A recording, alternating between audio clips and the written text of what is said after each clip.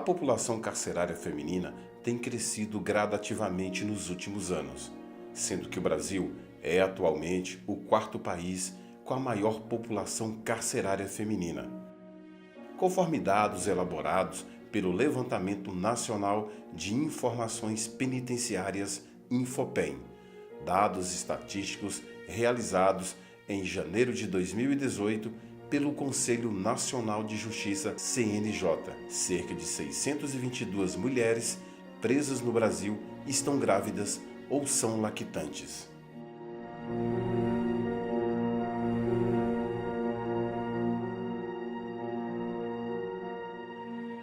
De fato, o encarceramento é algo complexo, né? Algo que traz sempre um problema familiar, né?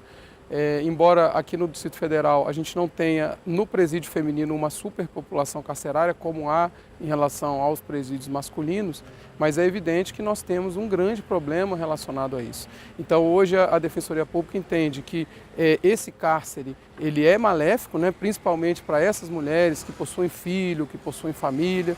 Então o problema do cárcere já começa inclusive com o encarceramento da própria criança, que algumas, né, nascem lá no próprio presídio, né? No Distrito Federal, a penitenciária feminina tem um espaço próprio, que não é assim o ideal, mas dentro das condições da penitenciária feminina, ela tenta atender minimamente aquilo, o necessário para manter uma dignidade dessas presas grávidas ou presas com filhos menores. Hoje, a norma da Subsecretaria do Sistema Penitenciário é de que os bebês possam ficar com as mães até 6 meses, e é feito um estudo, uma avaliação depois para liberar essa criança, para ver se tem familiares, membros da família biológica, para que essa criança fique bem acolhida enquanto a mãe esteja presa, no período de prisão dela. A gente tem um procedimento aqui de segurança que quando o policial chega, a interna ela vira para a parede, abaixa a cabeça e coloca as mãos para trás. Então, assim, a gente já verificava que a criança, sem que existisse qualquer comando nesse sentido, ela fazia isso. Quando a gente se aproximava, ela virava para a parede e colocava as mãozinhas para trás. Então, assim, é um caso bem que deu para a gente perceber que não era o ideal realmente que a criança permaneça na unidade tanto tempo. A não ser, lógico, se o Estado tivesse uma unidade separada e preparada para toda essa questão que nós aqui no Distrito Federal não temos. Em alguns estados já existe, eu sei que tem estados aí que a criança fica com a mãe até 3 anos de idade ou até mais. Não é o caso do Distrito Federal. Depende sempre de uma análise, né, psicossocial, para verificar se de fato a criança depende, né, dos cuidados da mãe, porque, claro, temos situações em que a mãe não cuida da criança, nunca cuidou da criança. E aí, nesses casos, né, o juiz tem deferido, nós podemos até discordar, né, em termos dessas decisões, mas fica mais difícil a gente conseguir reverter essa situação quando a criança está sendo criada por outra pessoa da família, por avós, por irmãos, e essa criação no psicossocial acaba sendo apontado como mais favorável do que a própria criação com a mãe.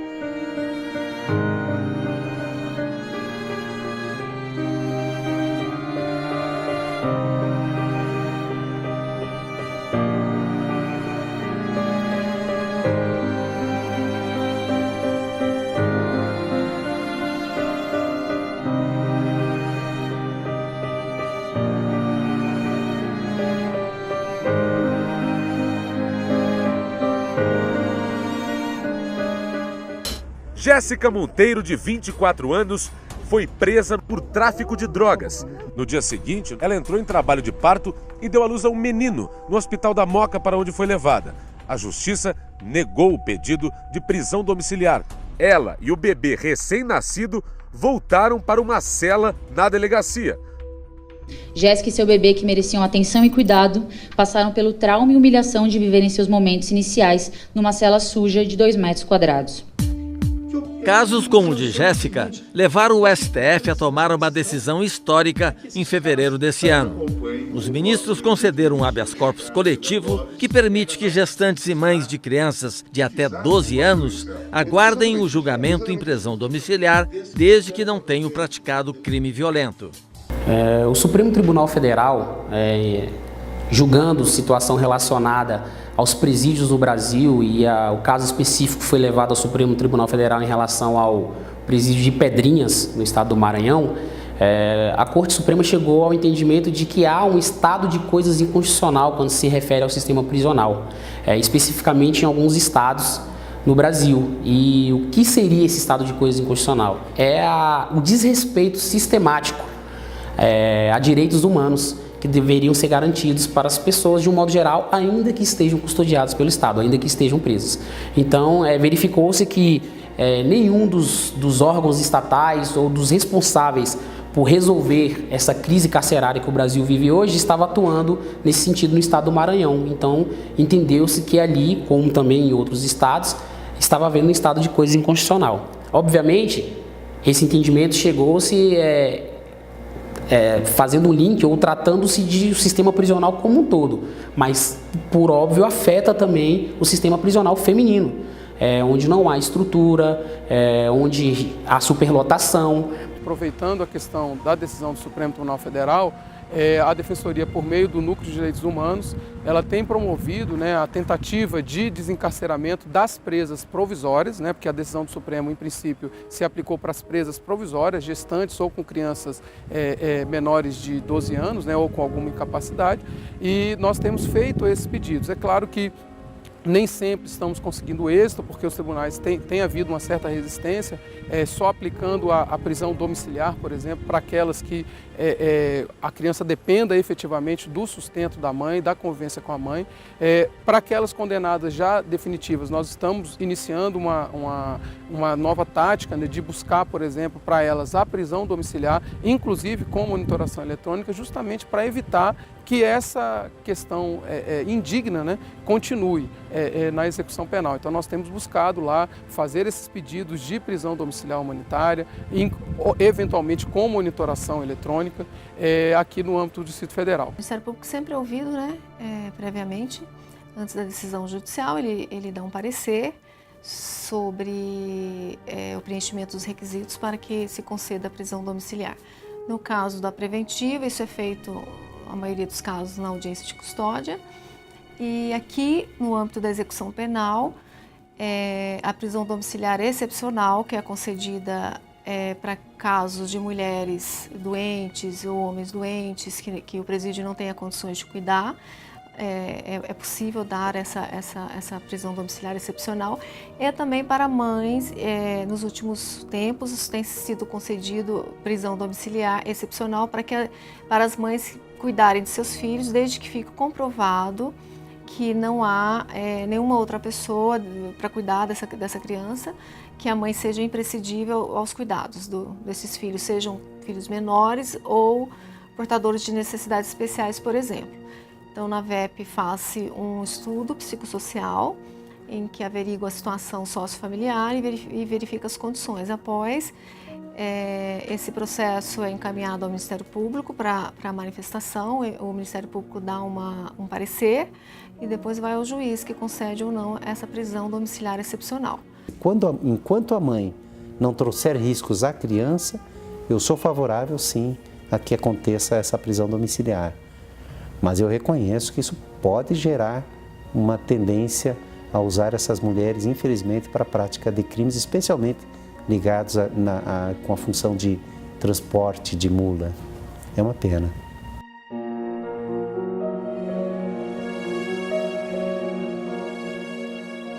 Elas têm uma ala separada, as grávidas ficam numa ala e as lactantes em outra ala, Essa ala, ela consiste num corredor com alguns quartos, dos lados, e uma sala de convivência e um banheiro público também. Banheiro público, que eu digo banheiro para todas as que estão na ala. A ala maternidade nossa hoje, das lactantes, ela conta com 12 internas, com seus respectivos filhos, e a de gestante com 9 internas. Elas ficam em alas distintas.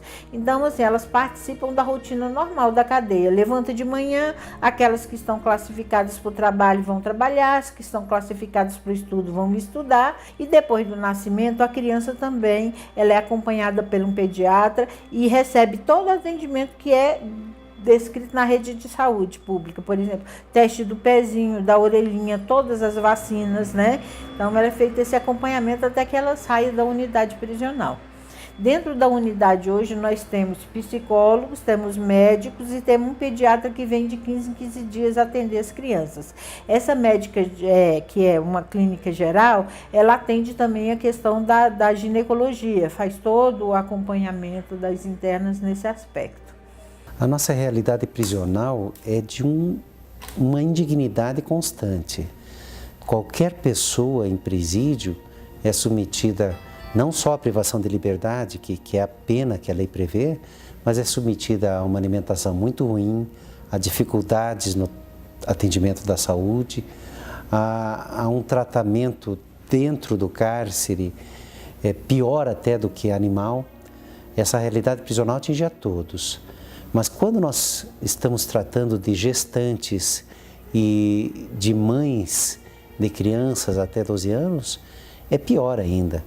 Porque não há nem atendimento digno à população carcerária em geral, quanto mais capacidade do Estado de fazer testes pré-natais durante a gestação, quanto mais capacidade de manter essas crianças até 12 anos num local que não seja uma prisão dentro da prisão. Então, a dificuldade que já acontece para toda a população carcerária é ainda maior quando nós temos essa realidade de mães que sofrem e que muitas vezes acabam trazendo junto o sofrimento, claro que sem querer, para seus filhos que tenham essa idade pequena.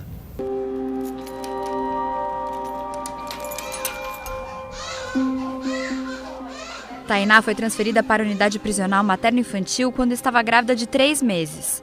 Ela é acusada de um crime grave e por isso não pode esperar o julgamento em prisão domiciliar. Agora que a filha completou 1 ano de idade, as duas vão ter que se separar. Você arrumou tudo já? Tá tudo arrumado? Já. Metade foi a mamãe levou as coisas dela. Não, isso aqui é pra me levar pra isso aí é dela. Aquela fraldinha ali da Eloá, você separou pra quê? Pra me levar. Pra me cheirar lá. Olhar pra fotinho dela, que eu vou levar também. Quem chegou já? O conselho já?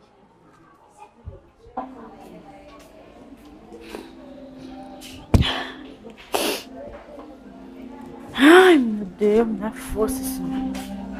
Bom, a mãe tem o direito de permanecer com o filho até 6 meses de idade. A partir do 4º mês é inserida uma alimentação diferenciada e essa criança começa a ser preparada para poder sair. Como é que é feita essa preparação? Através do conselho tutelar. Então, o conselho tutelar começa a visitar a família dessa interna ou a família que essa interna indica para poder receber essa criança, e aí é produzido um relatório, isso é encaminhado para a vara da infância, e a vara da infância concordando em passar a guarda provisória para essa família substituta, a criança então aos 6 meses é liberada. Mas se a vara não entender que não, ou a interna não tiver uma família para indicar nesse sentido, aí a criança é encaminhada para um abrigo também, que é designado também pela vara da infância e da juventude. São poucos os casos de abrigo, mas acontece. Esse prazo que a gente coloca de 6 meses não é uma coisa assim completamente engessada, há casos diferenciados. Por exemplo, nós estamos agora com um bebê aqui que ele apresentou um probleminha de saúde, então enquanto não for feito todos os exames, todo o diagnóstico, ele não vai ser liberado, né? Ele já passou dos 6 meses, mas enquanto ele estiver nessa fase de diagnóstico, ele não será liberado, nem mesmo para a família da interna. Tchau! Tchau! Ei, tá me enganando, é? Loa? Loa, tá me enganando, é?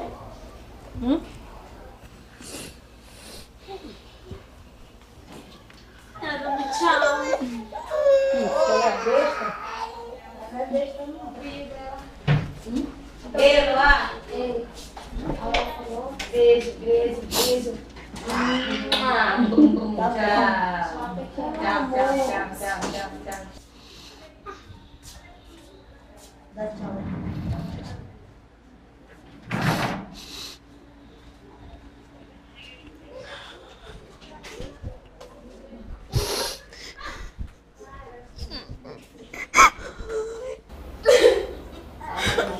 Calma.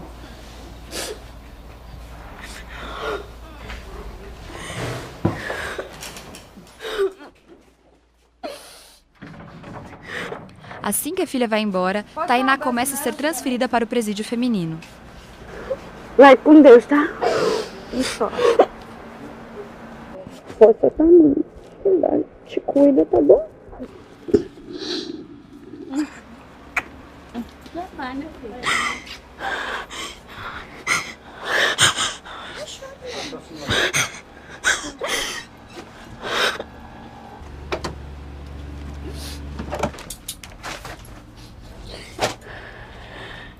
Atenção que um deles tá com a mochila.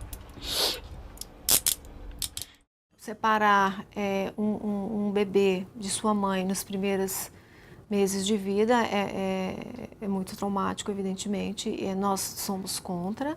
A legislação que concede, inclusive, o direito das mães permanecerem com seus filhos até uma idade mais avançada, mais que 6 meses, que é o que nós praticamos aqui no Distrito Federal, mas, na verdade, essa é uma questão muito delicada, muito difícil, porque qualquer solução que se dê para a questão, ela tem seu lado ruim. Eu sou contra porque eu acho que não é um ambiente propício, né, para uma criança, principalmente um recém-nascido. E, assim, por exemplo, quando um político rouba milhões, ele tem sempre a possibilidade de cumprir pena residencial, né? Por que uma mãe que teve filho na cadeia também, ao invés de ter que criar o filho lá, por que ela não pode ter uma prisão domiciliar temporária, por exemplo, né? Então eu sou contra.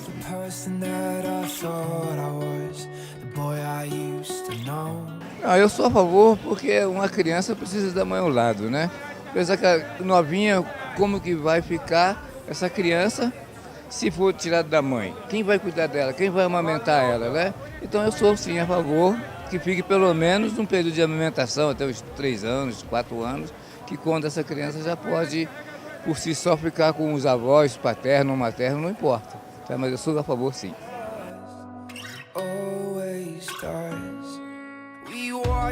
Sou totalmente contra a maternidade dentro do cárcere, sou contra a criança nascer em cárcere. Na verdade, eu sou contra o cárcere humano, manter o ser humano em cárcere.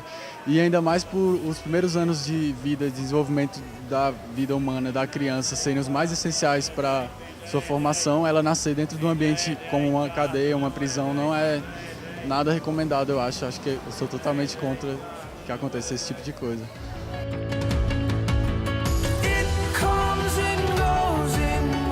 É melhor a criança com a mãe do que fora da mãe. A mãe, depois que tem a criança, de algum jeito, ela tem carinho pelo filho, tá? Ela amamenta. Aquele negócio de amamentar pela grade, aquilo, até pra gente, é humilhante. Pior para a criança. Eu preferia a criança lá dentro com ela. Tá? Que tem mais amor, mais carinho. As outras também que estão lá, tem compreensão, tem tudo. E assim vai criando.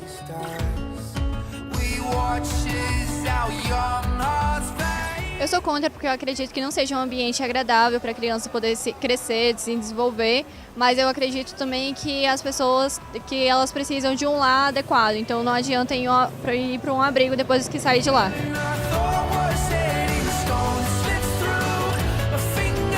Eu sou a favor pelo seguinte, não tem como evitar que essa criança fique próxima da mãe, porque assim, no caso, a solução que poderiam apresentar seria qual outra? Um aborto? Não, eu sou contra o aborto, então infelizmente, sim, eu sou a favor que a criança cumpra pena com a mãe.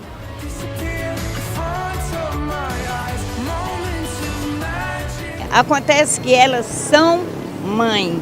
E as crianças fora da mãe é tão difícil, né? Mas aí, igual dizer do outro, a justiça mais ou menos que eu não entendo, é que vai decidir se pode, né? Se pode ficar. Por o prazer, pelo conhecimento da gente como mãe, eu mesmo quero meus filhos perto de mim, meus filhos estão criados, eu quero abraçar eles, eu quero estar perto. O dia que eu não vejo, eu corro, vou ver, para mim ver meus filhos, eu quero estar perto, né? Aí as autoridades agora vê se pode, né? Se puder, muito bom. E se também não puder...